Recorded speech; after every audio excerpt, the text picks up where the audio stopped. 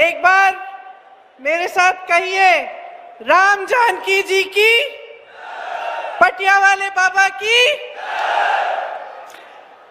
आपकी खास श्रद्धा है पटिया वाले बाबा के साथ के प्रति, है ना?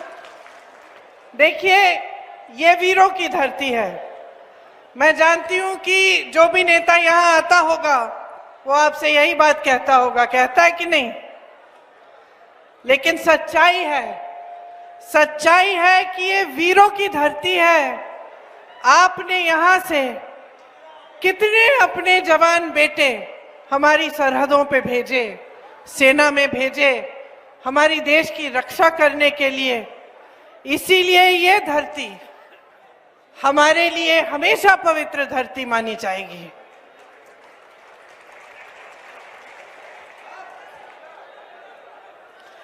कोई ऐसा युद्ध नहीं रहा जिसमें आपने अपने बेटे नहीं भेजे, जिसमें आपने इस देश की रक्षा के लिए अपनी भूमिका नहीं निभाई।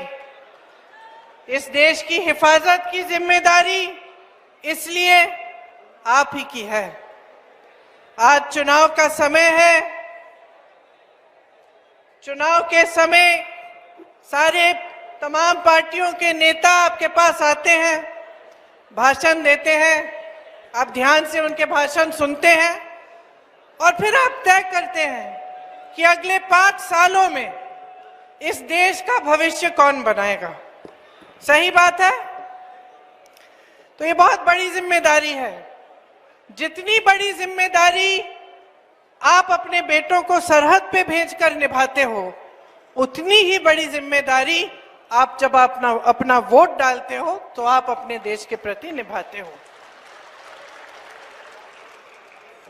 आज जो देश में हालात हैं उनके बारे में आपसे मैं थोड़ी सी बात करना चाहती हूं, इसलिए मैं यहां आई हूं, इसलिए आप मेरा इंतजार कर रहे हैं। देखिए, मोटे तौर पर 2 चीजें आपको समझनी पड़ेंगी।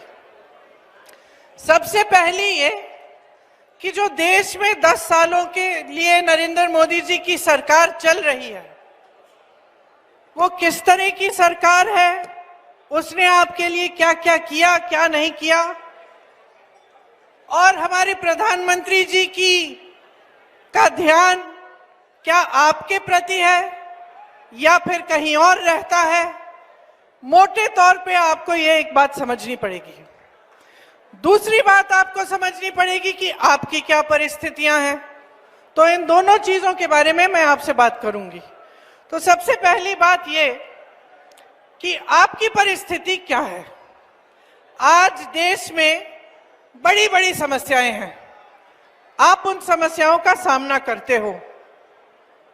आप देश के किसान हो, मजदूर हो, देशवासी हो, आपका जो जीवन है, जो आपके संघर्ष हैं, आप सुबह उठते हैं, काम पे जाते हैं, किसी को रोजगार किसी के पास है, किसी के पास रोजगार नहीं है, कोई जॉब कर रहा है, कोई खेती में काम करता है, कोई महिला कहीं काम करती है, खेती में हाथ बटा देती है, फिर घर आके काम करती है।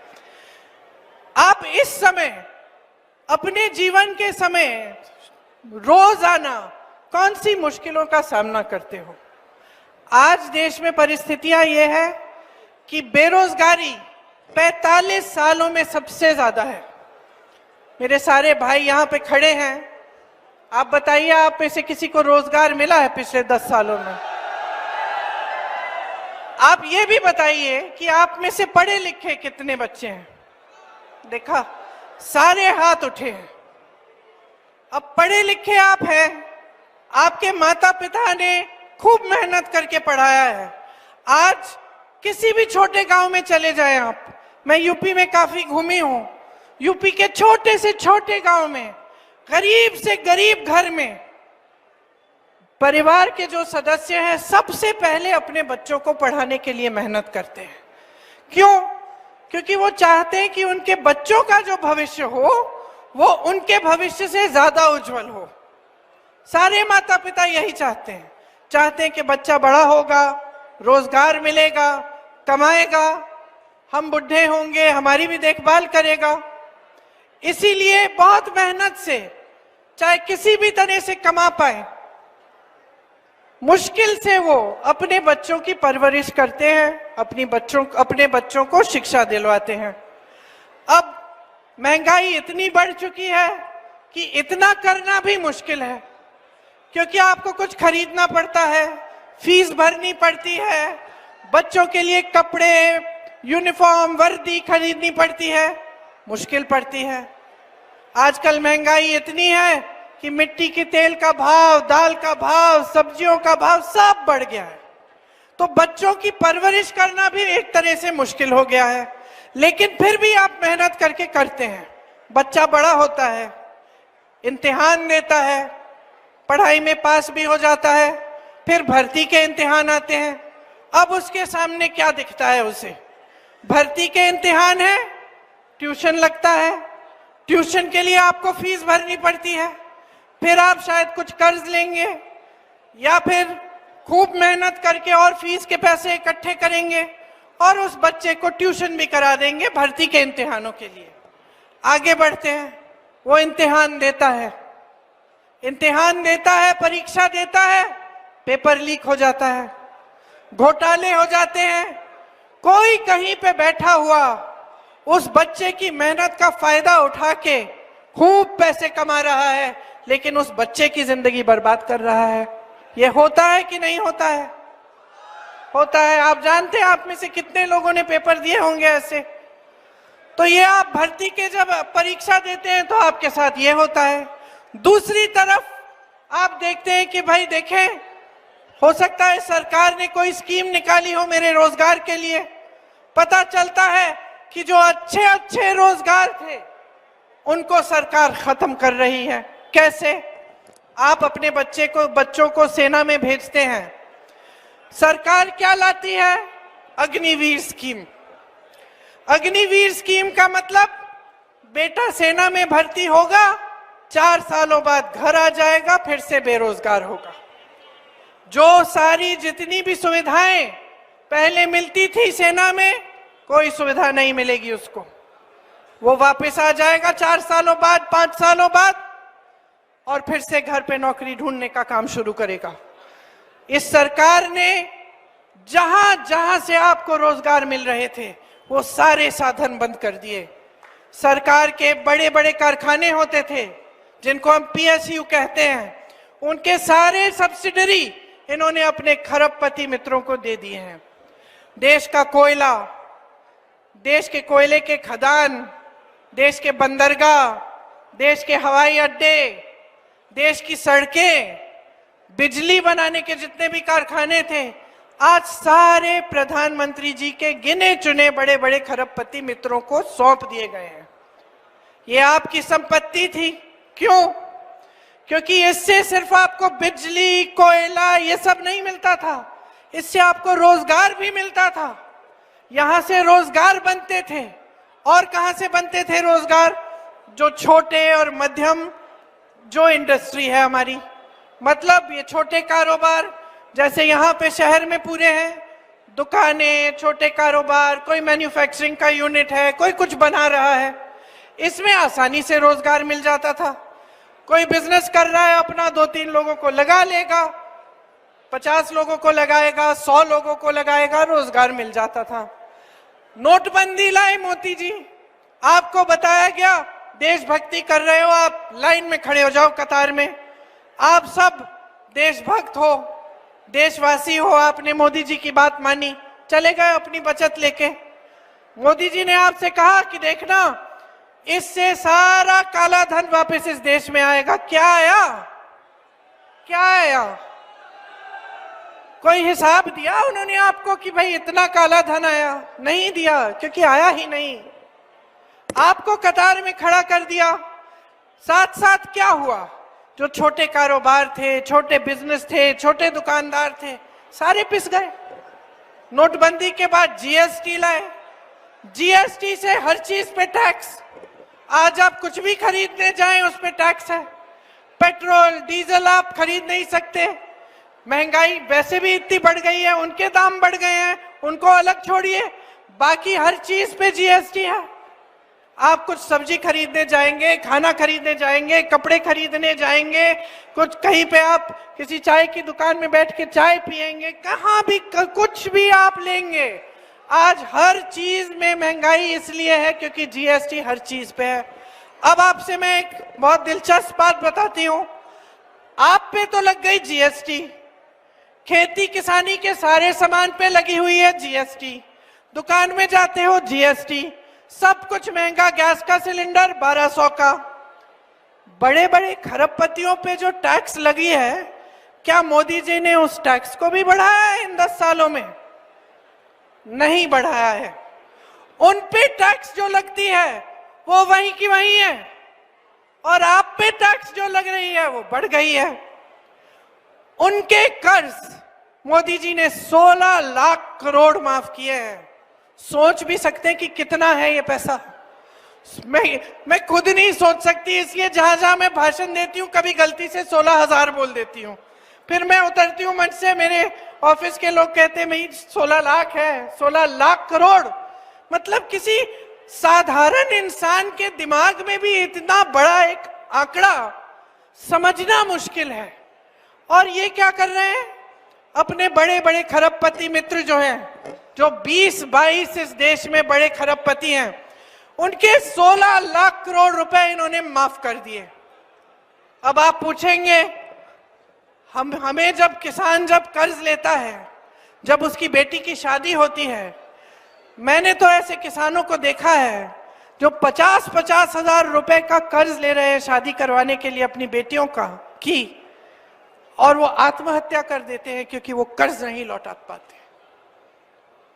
10,000 रुपए के लिए, 50,000 रुपए के लिए, 1 लाख रुपए के लिए आज देश का किसान आत्महत्या करता है, और देश का खरबपति देश की संपत्ति से, आपके सरकारी बैंकों से 16 लाख करोड़ रुपए का कर्ज अपना माफ करा देता है।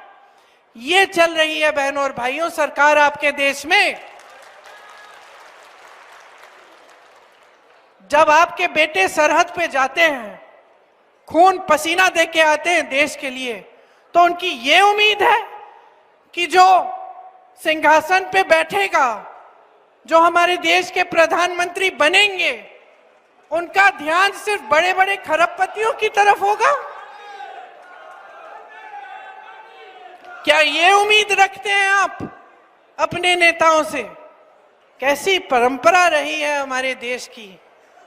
महात्माओं से लेकर राजनीति से पहले धर्म की जो परंपराएं रही हैं, उन्हीं ने तो हमारी राजनीति की परंपरा की नींव डाली।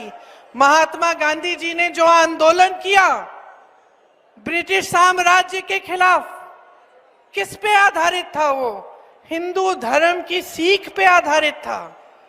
कांग्रेस पार्टी किस पे आधारित है? हिंदू धर्म जो सिखाता है उस पे आधारित है। कैसे? क्योंकि महात्मा गांधी जी ने जो आंदोलन किया उसमें एक ही उनकी धारणा थी, सत्य। सत्य के पथ पे चलना, और उस सत्य के आधार पर ये देश आजाद हुआ। ये हमारी परंपरा है। हमारी परंपरा है गुरुओं महात्माओं से लेकर आज तक हमारी परंपरा ये रही है इस देश की कि जो सत्ता में रहता है वो देश की सेवा ही उसका धर्म बनता है, और वो धर्म को इस तरह निभाता है कि वो देश की जनता को सर्वोपरि रखता है, भगवान की तरह मानता है। ये हमारी परंपरा रही है। आज हमारी सरकार जो है वो जनता के लिए नहीं चल रही है, वो आपके लिए नहीं चल रही है। कैसे पता चलता है? जब इनके नेता, भाजपा के नेता आपके सामने भाषण देने आते हैं तो जरा मुझे बताइए कि क्या क्या बातें करते हैं। मोदी जी से के मुंह से अगर किसी एक जने ने ये शब्द बेरोजगारी सुना हो तो हाथ उठाओ। सुना है? 10 सालों के लिए प्रधानमंत्री रहे हैं, अरे पूरी दुनिया में नाम बनाए आए हैं। पूरी दुनिया का भ्रमण कर रहे हैं, अपने लिए 2 हवाई जहाज 16,000 करोड़ रुपए के खरीद भी लिए हैं और भ्रमण किए हैं। अमेरिका से लेके, इटली से लेके फ्रांस, पता नहीं कहां कहां घूम आए हैं। अच्छी बात है, कहते हैं देश का नाम मान सम्मान बढ़ा रहे हैं, ठीक है। लेकिन मोदी जी क्या इस देश की जनता को भूल गए हैं, या फिर सत्ता इतनी हो गई है और मीडिया का अपार समर्थन है, खरबपतियों का अपार पैसा धन है कि जनता से कट चुके हैं। और भाइयों और बहनों, ये होता है, कोई पुलिस का बड़ा अफसर होता है, उसके सामने जो छोटे जो पुलिस के अधिकारी हैं वो डरते हैं कभी कभी सच बताने से। कभी कोई गलती हो गई, कुछ हो गया, बताएंगे नहीं। कोई सरकारी अधिकारी होता है, बहुत सत्ता होती है उसकी, बहुत अहंकार होता है, तो बाकी जो लोग हैं उनके पियन, उनके यहाँ जो काम करते हैं वो डरते हैं। मैंने देखा है प्रधानमंत्रियों के साथ क्या होता है, चमचे आ जाते हैं इर्द गिर्द, आते कि नहीं? सुबह उठते हो कहते हैं बहुत खिल रहे हैं नेताजी, भाषण देते हो कहते हैं वाह वाह क्या भाषण दिया आपने, आज तो आपने बढ़िया भाषण दिया। कुछ काम करते हो, किसी से मिल लेते हो, कहते हैं कि आज तो प्रधानमंत्री जी आपने तो सबको दिखा दिया, वाह किस तरह से आप मिले उस किसान से, है ना? यही होता है। लेकिन इसमें क्या होता है, जो आसपास के लोग हैं वो सच्चाई नहीं बताते। जब वो सच्चाई बताना बंद करते हैं तो नेता कट जाता है जनता से। आज मोदी जी महलों में रहते हैं, बड़ी बड़ी गाड़ियों में घूमते हैं, बड़े बड़े हवाई जहाजों में घूमते हैं, आपके बीच आते हैं तो इस तरह से मंच पे आते हैं। कभी किसी के घर में देखा है उनको, किसी के गांव में जाते हुए देखा है? मैं यूपी में काम करती हूँ, वाराणसी उनका क्षेत्र है, वहां एक ऐसा घर नहीं है जहां वो चले गए पूछने किसान से कि भाई क्या हाल है तुम्हारे, कैसे जी रहे हो, ये जो महंगाई मैंने की है तुम्हारे लिए, इसका सामना तुम कैसे कर रहे हो, जो बेरोजगारी है उसका सामना तुम कैसे कर रहे हो, घर पे पैसे कैसे आते हैं, बच्चे बड़े कैसे होते हैं, कभी नहीं पूछा मोदी जी ने। कट गए हैं आपसे पूरी तरह। मोदी जी मंच पे आते हैं, बड़े बड़े उद्घाटन करते हैं, टीवी पे दिखते हैं, भाषण देते हैं तो इतने साफ सुथरे, एक लकीर नहीं, धूल मिट्टी का तो नाम ही निशान नहीं है। अरे कैसे जानेंगे कि किस धूल मिट्टी में जी रहे हैं आप, किस दलदल में फंसे हैं आप गरीबी के? कैसे जानेंगे? कौन बताने वाला रह गया है? कोई नहीं रहा, जान नहीं पाएंगे, जानना चाहे तो भी जान नहीं पाएंगे। 10 सालों में उन्होंने इस देश को के गरीब को किस तरह से और भी गरीबी में ढकेल दिया है, ये जानकारी उनके पास हो ही नहीं सकती, क्योंकि आपके बीच आना ही बंद हो गया है। आप देखते हैं उनको पूरी शान शोहरत, ये देश की जो मीडिया है, जो मेरे सामने मेरे भाई खड़े हुए हैं, ये तो सब खरबपतियों ने खरीद रखे हैं सारे चैनल, जो दिखाना चाहते हैं दिखाते हैं, जो दिखाना चाहते हैं वही दिखाते हैं। विपक्ष को इस कदर दबा रखा है मोदी जी ने, कोशिश कर रहे हैं पूरी, लेकिन हम लड़ते रहते हैं, हम खड़े रहते हैं, हम आवाज उठाते रहते हैं, क्योंकि हम इनकी सत्ता से डरते नहीं हैं। लेकिन भाइयों और बहनों, सच्चाई ये है कि हद से ज्यादा इन्होंने सत्ता बटोर रखी है, धन बटोर रखा है। आपको कहते हैं बहुत ईमानदार हैं, कहते हैं कि देखो सब विपक्ष के नेता मेरे पीछे पड़े हुए हैं क्योंकि मैं अकेले भ्रष्टाचार के खिलाफ लड़ रहा हूं। कहते हैं ना, सुना है आपने टीवी पे कि मोदी जी खुद कहते हैं, अपने मुंह मियां मिट्टू खुद कहते हैं कि मैं ही एक इंसान हूं जो इस पूरे देश में ईमानदार हैं, बाकी सारे भ्रष्ट हैं। और क्या करते हैं ये ईमानदार इंसान? एक ऐसी स्कीम निकालते हैं जिसको कहते हैं इलेक्टोरल बॉन्ड स्कीम। क्या है ये स्कीम? ऐसी निकाली इन्होंने कि जो भी इनको चंदा देगा, जो भी इनको चंदा देगा उसका नाम गुप्त रहेगा। तो बड़े बड़े उद्योगपति, खरबपति, जाने कौन चंदा दिए, ये लोग इकट्ठे करते रहे। आज इस दुनिया में, देश में नहीं दुनिया में सबसे अमीर पार्टी, राजनीतिक पार्टी कौन सी है? कौन बताएगा? देखो, सब जानते हो, सब जानते हो। ये बड़ी बड़ी इमारतें बनाते हैं अपने जिले के ऑफिस में। इनके लिए जो भी काम करता है उनको थोड़ा थोड़ा पैसा देते हैं। हमारे बेचारे सेवा दल के कार्यकर्ता, कांग्रेस के कार्यकर्ता, आप लोग बैठे हो, क्या मिलता है आपको? आप सेवा करते हो, नारे लगाते हो, आंदोलन करते हो, आपको तो कोई वेतन नहीं देता। आप तो इसलिए करते हो क्योंकि आपके दिल की भावना है।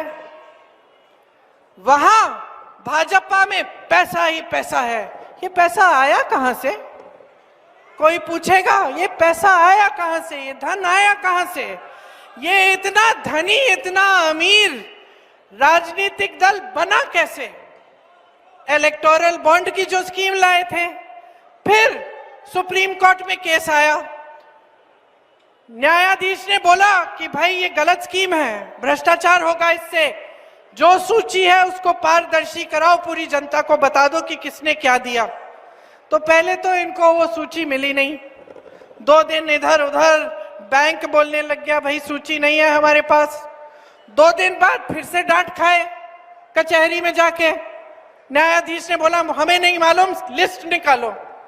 लिस्ट निकली बहनों और भाइयों, और किस किस से चंदा लिया था। अच्छा, जैसे ही लिस्ट निकली मोदी जी घबरा गए, अमित शाह जी घबरा गए, इंटरव्यू पे इंटरव्यू देने लग गए कि भैया हमने तो पारदर्शी कर दी है। देश में पहली बार जिसने चंदा जिस जिसको दिया वो पारदर्शी एक सूची आ गई है। अरे आपने थोड़ी पारदर्शी की, वो तो कोर्ट में न्यायाधीश ने कहा पारदर्शी बनाओ, इसीलिए पारदर्शी की। आपने तो गुप्त स्कीम निकाली थी। ठीक है, अब सुनिए कि चंदा किसने दिया। आपको याद है गुजरात में एक पुल गिर गया था, आपने टीवी पे देखा होगा, सैकड़ों लोग नदी में बह गए थे, याद है? जिसने पुल बनाया उसने चंदा दिया। आप सबको वैक्सीन लगी थी कोविड की? किस किस को लगी? मुझे लगी 2-2 बार, हम सबको लगी। वैक्सीन के वो जो क्या कहते हैं उसको, सर्टिफिकेट को, उस पे किसका चेहरा था? जोर से बोलो। मोदी जी का चेहरा था ना। मोदी जी खुद अपना चेहरा लगाए कि मैंने पूरे देश में वैक्सीन लगाई है और दुनिया भर में भी वैक्सीन भेज दी है, मोदी जी खुद कहते थे।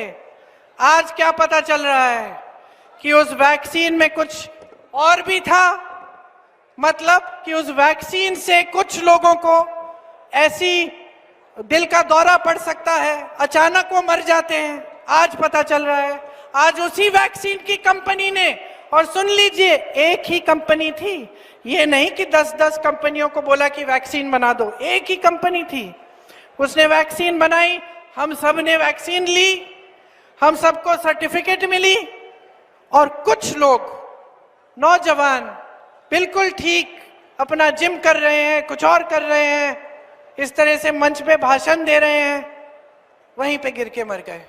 आज वो वैक्सीन की कंपनी कहती है कि हाँ इसमें कुछ ऐसा है कि कुछ लोगों का रिएक्शन हो सकता है इससे। उस वैक्सीन की कंपनी से मोदी जी के पार्टी ने चंदा लिया। जिन लोगों पे मोदी जी ने छापा लगवाया था उनसे फिर उनकी पार्टी चंदा लेती है, छापे बंद। फिर जिन पे केस डाले थे और जिन पे मुकदमे डाले थे उनसे चंदा लेते हैं, मुकदमे ठंडे बस्ते में चले जाते हैं। तो आप बताइए चंदा ले रहे थे कि वसूली कर रहे थे? जैसे छोटे जो रास्ते के गुंडे होते हैं जो आके आपकी दुकान पे बोलते हैं भाई हफ्ता दो, यही तो कर रहे थे ये लोग। और ऐसे कर करके अपनी पार्टी को सबसे अमीर पार्टी बना दिया देश में। तो ध्यान कहां है इन लोगों का? ध्यान आपके ऊपर है, आपकी बेरोजगारी, आपकी गरीबी, आपकी खेती पे। किसान ने आंदोलन किया 1-2 साल पहले, आपको याद है? दिल्ली के बाहर लाखों किसान बैठे। क्या मोदी जी निकले? मोदी जी निकले बात करने के लिए? क्या मोदी जी ने कहा कि भाई तुम बहुत प्रताड़ित हो, तुम में से 10-15 लोग घर आ जाओ, मिल लो, बता दो क्या बात है, क्यों अच्छे नहीं लग रहे हैं ये कानून मेरे? नहीं कहा। वो कानून उन्होंने वापस तब लिए जब उत्तर प्रदेश का चुनाव आ रहा था। बहनों और भाइयों, जब चुनाव दिखने लगा तो अचानक कानून वापस ले लिए। जब 600 किसान शहीद हो रहे थे तब कुछ नहीं किया। जब आपका मंत्री, इनकी सरकार का मंत्री उत्तर प्रदेश में और उसका बेटा जीप के पहियों के नीचे किसानों को कुचल रहा है, तो आप मंत्री को बचा रहे हो, उसके बेटे को बचा रहे हो। मैंने जाने की कोशिश की उनके परिवार से मिलने के लिए, मुझे गिरफ्तार कर दिया, लेकिन उनको गिरफ्तार नहीं किया जिसने किसानों को कुचला। ये सरकार चल रही है। तो अब ये सारी बातें आपके सामने हो रही हैं। मैंने आपको कहा देश की परिस्थिति समझो, समझो किस तरह की स्कीमें आ रही हैं, किस तरह से देश की सरकार बड़े खरबपतियों के लिए चल रही है, और फिर अपने अनुभव को समझो। अरे रोज सुबह उठते हो, नौकरी ढूंढने निकलते हो, क्या मिलता है? कोई मोदी जी टीवी में से निकल के आपको नौकरी दे रहे हैं? दुकान जाते हो, मोदी जी कहते हैं चुनाव आ रहा है, लो गैस सिलेंडर में से 200 माफ। 200 माफ? 1200 रुपए का सिलेंडर खरीद रहे हो आप। कहते हैं हम बड़ी स्कीम लाए महिलाओं के लिए। बहनों सुनो, कहते हैं लो फॉर्म भरो, 1200 रुपए आपको दिलवाएंगे। आपको कहना चाहिए 1200 रुपए में मैं क्या खरीद पाऊंगी एक सिलेंडर आज के दिन में? कांग्रेस पार्टी स्कीम लाई है, 8,500 रुपए हर महीने आपको देंगे, सालाना 1 लाख रुपए देंगे। नौजवान खड़े हैं, नौजवानों को हम स्नातक पास को 1 लाख रुपए सालाना का अप्रेंटिसशिप देंगे। 30 लाख रोजगार खाली पड़े हैं। मोदी जी 10 सालों से आपको यहाँ पे इवेंट बाजी दिखा रहे हैं, लेकिन वो 30 लाख पद नहीं भर पाए। इतने बड़े प्रधानमंत्री हैं। मैं पहले कह रही थी, इनके जो नेता हैं कहते हैं कि अरे वाह मोदी जी जैसा कोई नहीं, ऐसे चुटकी बजाएंगे सारे जंग बंद हो जाएंगे दुनिया में। वाह, तो चुटकी बजाएं, रोजगार दें, चुटकी बजाएं, महंगाई कम करें, चुटकी बजाएं, नया अस्पताल बना के दें, आपको संस्थाएं बनाएं, जैसे पंडित जवाहरलाल नेहरू से लेकर सारे कांग्रेस के जितने भी नेता रहे प्रधानमंत्री उन्होंने बनाए। IIT, IIM, एम्स, ये सब किसने बनाया? ये चुटकी बजाते रहे और आप खाई में रहे और खड़े रहे, आप संघर्ष करते रहे, आप गरीबी में धंसे रहे, आपको मदद करने के लिए नहीं आए। ये बात समझ लीजिए भाई और बहनों। आपके दिलों में इस देश के लिए कुछ प्रेम होगा कि आप अपने बच्चों को सरहद पे भेजते हैं। एक भावना होगी देशभक्ति की, नौटंकी की नहीं जो आपके सामने ये लोग दिखाते हैं, नौटंकी की नहीं, असली देशभक्ति की भावना। मैं ज्यादा इन चीजों के बारे में बात नहीं करती, लेकिन मैं आपको बता सकती हूं कि 19 साल की उम्र में जब मैं अपने शहीद पिताजी के टुकड़े घर लाई तो मैं नाराज थी इस देश से। मैं नाराज थी, मेरे दिल में ये भावना थी। मैंने अपने पिता को भेजा, तुम्हारा काम था सुरक्षित रखना। मैंने अपने पिता को हिफाजत से तुम्हारे पास भेजा और तुमने ये टुकड़े लौटा दिए मुझे, और वो टुकड़े इस झंडे में लपेटे हुए थे, देश के झंडे में। मैं नाराज थी। मैं समझती हूं शहादत की का क्या मतलब है। जैसे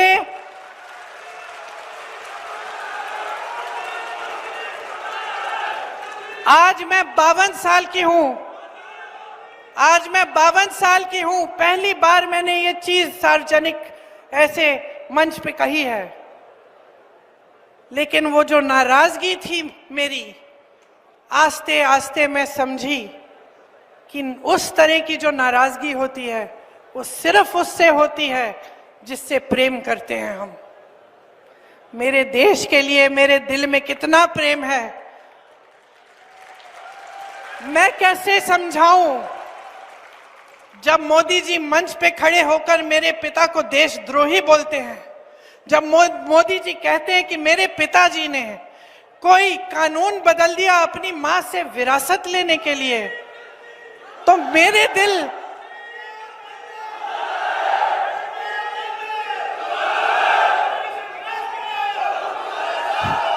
तो मोदी जी इस बात को समझ नहीं पाएंगे कि मेरे पिताजी को विरासत में धन दौलत नहीं मिली, मेरे पिताजी को विरासत में शहादत की भावना मिली। आप समझ सकते हैं, आप समझ सकते हैं। इस देश के किसान हो, इस देश की मिट्टी आपने सींची है अपने पसीने से, अपने इतने बेटे भेजे हैं सरहद पे।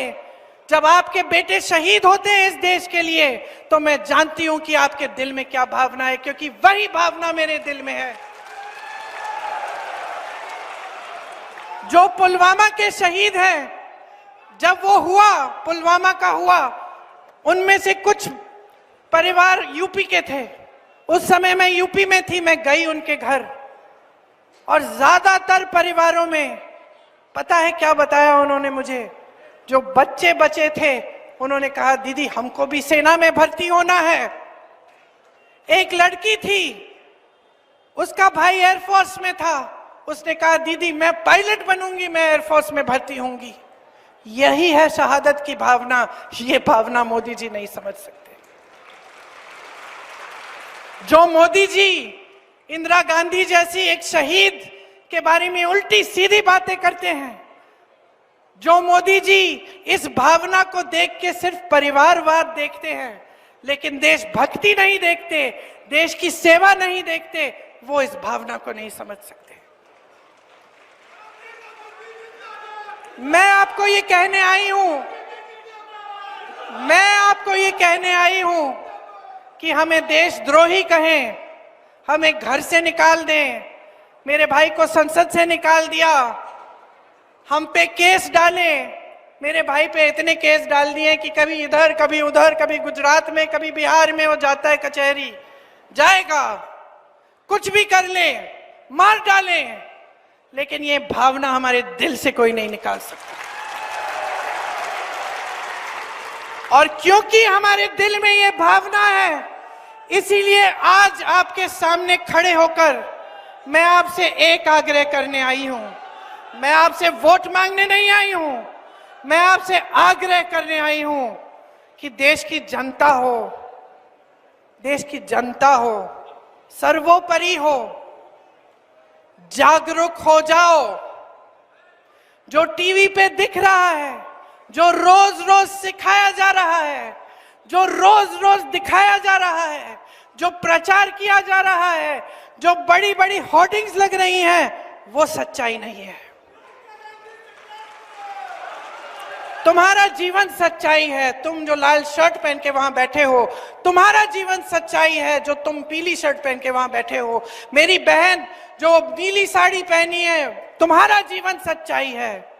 सच्चाई वो है जो तुम जी रहे हो। सच्चाई महंगाई है, सच्चाई बेरोजगारी है, सच्चाई एक सरकार है जिसके हित में इस देश का गरीब नहीं रहा।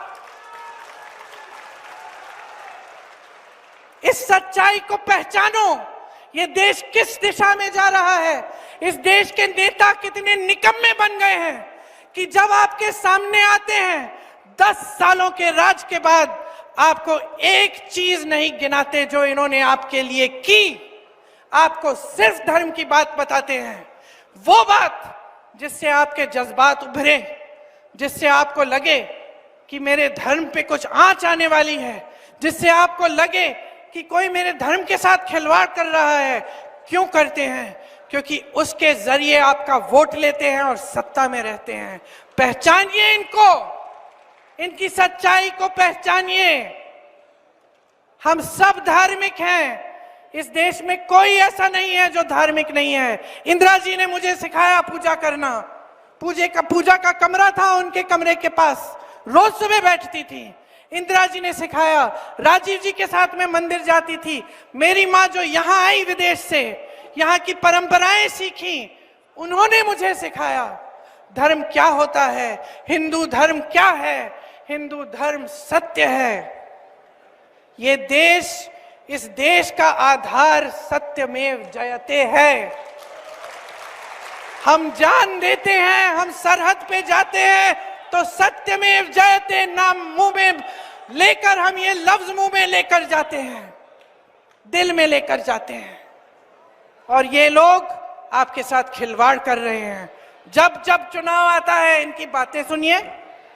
कभी कहते हैं कि कांग्रेस पार्टी आपका मंगलसूत्र चुराने वाली है, कभी कहते हैं कि एक्सरे लेकर, एक्सरे मशीन, मोदी जी कह रहे हैं, देश के प्रधानमंत्री। मुझे तो यकीन ही नहीं हुआ, मैंने टीवी यूं घुमाया कि हो सकता है कुछ गलती है। आपको कहते हैं कि एक्सरे मशीन लेके कांग्रेस पार्टी आपके घरों में घुस के आपके मंगलसूत्र, आपका सोना, आपकी संपत्ति ले जाएंगे। ऐसी फिजूल की बात आपने सुनी है? 55 सालों के लिए कांग्रेस पार्टी की सरकार चली इस देश में। कभी किसी ने आपके मंगलसूत्र चोरी किए? कभी किसी ने आपके घर में घुस के आपका सोना चोरी किया? इंदिरा जी ने अपना सोना दिया देश के लिए जब जंग थी। मेरी मां का मंगलसूत्र इस देश को कुर्बान है। कोई कांग्रेस पार्टी आपका कुछ छीनने वाली नहीं है। इंदिरा जी ने पट्टे दिलवाए गरीबों को, इन्होंने ये सिलसिला बंद किया पट्टे दिलवाने का। जमीन छीन के बड़े बड़े खरबपतियों को दी। अभी मैं छत्तीसगढ़ के कोरबा से आई हूं, वहां कोयले का खदान था, जमीन थी गरीबों की, जमीन भी ली, खदान भी लिया, दे दिया खरबपति मित्रों को। आज रोजगार नहीं मिल रहा है वहां पे लोगों को। और ये कहते हैं कि हम आके आपकी चोरी करेंगे। समझ लीजिए कि क्या हो रहा है देश में। आज तो उन्होंने इससे भी बड़ी बात कह दी। सुनिए, ये देश के प्रधानमंत्री हैं, उनके पद की गरिमा है, एक गंभीरता है। उस पद पे ऐसे ऐसे महापुरुष बैठे हैं जो शहीद हुए देश के लिए, जो आपके सामने आकर इधर उधर की उल्टी सीधी बातें नहीं करते थे। और ये प्रधानमंत्री जी नरेंद्र मोदी जी आज इस देश की जनता के सामने आकर कहते हैं, आज ही की बात है, कि सावधान रहो, अगर तुम्हारे पास 2 भैंस हैं तो कांग्रेस पार्टी आके एक भैंस चुरा देगी। बताओ। मैं चुनौती देती हूं मोदी जी को। ये जो आवारा पशु की समस्या इन्होंने बना रखी है ना, पूरे यूपी में, मध्य प्रदेश में, एक आध भैंस इकट्ठी करके गौशाला में रख लें, बंद करवाएं ये सब जो आवारा पशु की समस्या है आपकी।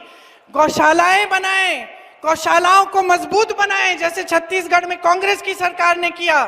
मालूम है आपको, कांग्रेस की सरकार ने छत्तीसगढ़ में ऐसी गौशालाएं बनाए जिसमें से महिलाओं को आमदनी मिल रही थी, गोबर खरीद रही थी सरकार, ताकि उन जानवरों की भी देखभाल अच्छी तरह से हो और आपको भी समस्या ना हो।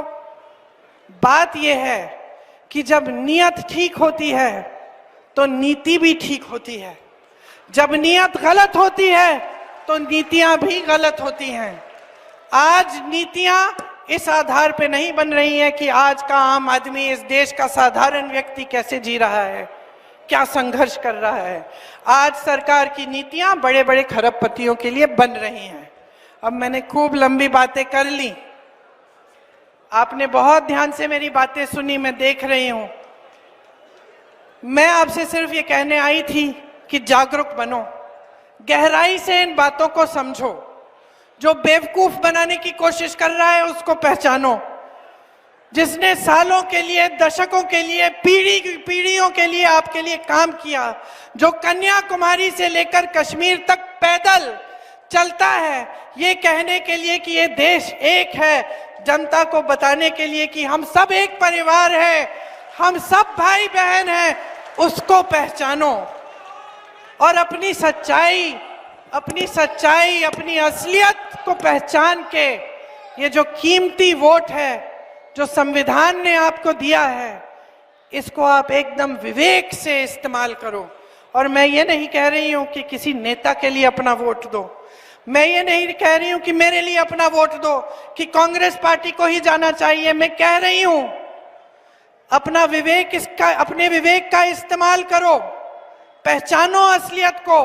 और ये जो वोट है ना, ये अपने अधिकारों को मजबूत करने के लिए, अपने पैरों पे खड़े होने के लिए, अपने भविष्य को मजबूत बनाने के लिए, इस देश के भविष्य को बुलंद बनाने के लिए डालो, इस देश के संविधान को बचाने के लिए डालो, इस देश के अधिकार, आपके आरक्षण को बचाने के लिए डालो।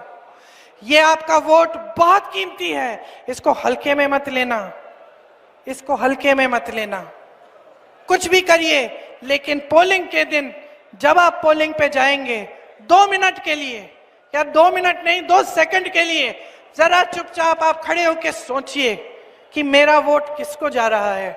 मेरे वोट से क्या मेरे गांव में विकास आएगा? मेरे वोट से क्या मेरे बच्चों को रोजगार मिलेगा? मेरे वोट से क्या ऐसी स्कीमें आएंगी जिससे मेरा फायदा होगा? कांग्रेस की बहुत सारी स्कीमें हैं। मैंने आपको कहा कि 30 लाख जो रोजगार है उनको भरने की स्कीम है, बहनों को 1 लाख रुपए सालाना देने की स्कीम है, लेकिन ऐसी बहुत सारी स्कीम है। और हम इसको गारंटी बोल रहे हैं। गारंटी इसलिए बोल रहे हैं क्योंकि हमने करके दिखाया है बहनों और भाइयों।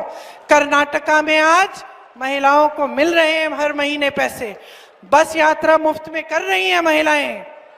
तेलंगाना में आज जितनी भी गारंटी दी थी वो पूरी हो रही हैं।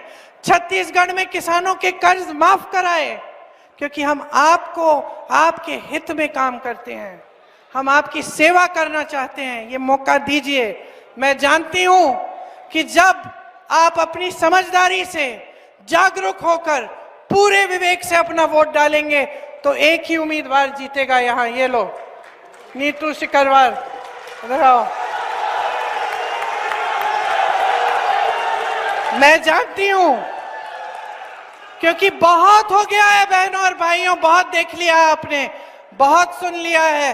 अब सच्चाई पे उतरो, इस देश को बचाओ और अपने भविष्य को बचाओ। जय हिंद। जोर से मेरे साथ बोलो एक बार, जय हिंद, जय हिंद।